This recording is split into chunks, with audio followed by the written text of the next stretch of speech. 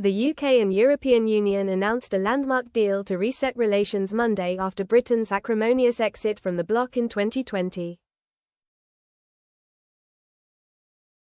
British officials said the signing of the agreement, which covers a range of matters including security, energy, trade, travel and fisheries, with EU officials in London, marked a historic day for the two sides and a new chapter in their relationship after years of tense post-Brexit relations. Sausages, defence and airport e-gates. Here are some key takeaways from the deal and how it will affect British consumers and businesses. Firstly, the deal will make it easier for British food and drink to be imported and exported as it reduces red tape for businesses which have led to lengthy lorry queues at the border. Some routine checks on animal and plant products will also be removed completely, allowing products like British sausages and burgers to be sold back into the EU again. When it comes to security and defence, the UK and EU agreed on a new partnership paving the way for the UK defence industry to participate in the EU's proposed new £150 billion, $200 billion, Security Action for Europe, Defence Fund. Fisheries was a big, and thorny, part of the talks ahead of the summit. This new deal extends fishing rights for EU trawlers in UK waters until 2038, an agreement particularly coveted by Brussels as an existing deal was due to expire next year. British holidaymakers will be cheering at least one aspect of the deal, which will enable them to use more e-gates in EU airports rather than having to have their passports physically checked when they travel to the continent.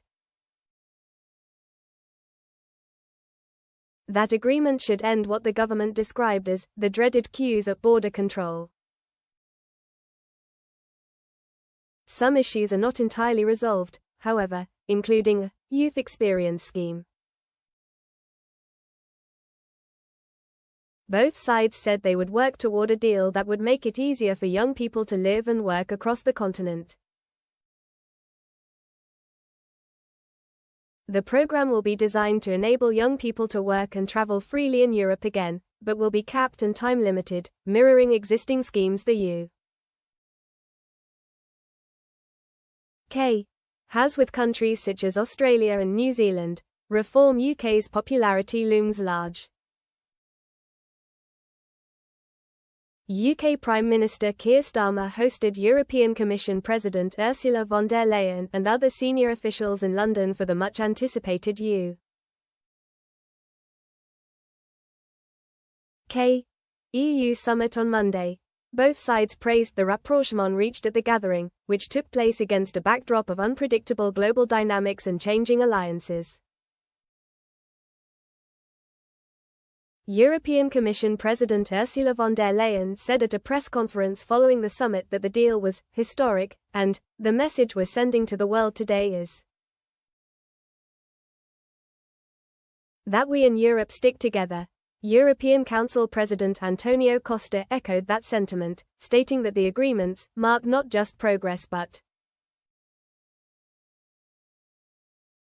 the start of a renewed and strengthened strategic partnership on trade, migration and security. Starmer said the deal was a win-win for both sides. Britain is back on the world stage, working with our partners, doing deals that will grow our economy and putting more money in the pockets of working people, he remarked. The Trump administration's recent shift toward U.S. isolationism regarding global affairs, and particularly those more acutely affecting Europe, such as the war in Ukraine, piled pressure on the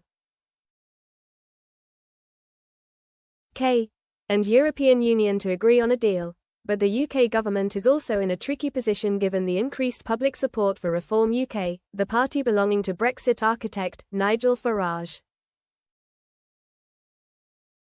Starmer's popularity has fallen to its lowest level on record, with just 23% of Brits polled having a favourable view of the Prime Minister, according to YouGov research released last week, while positivity toward Farage and Reform UK has risen. A fishy stumbling block, one of the biggest stumbling blocks leading up to the UK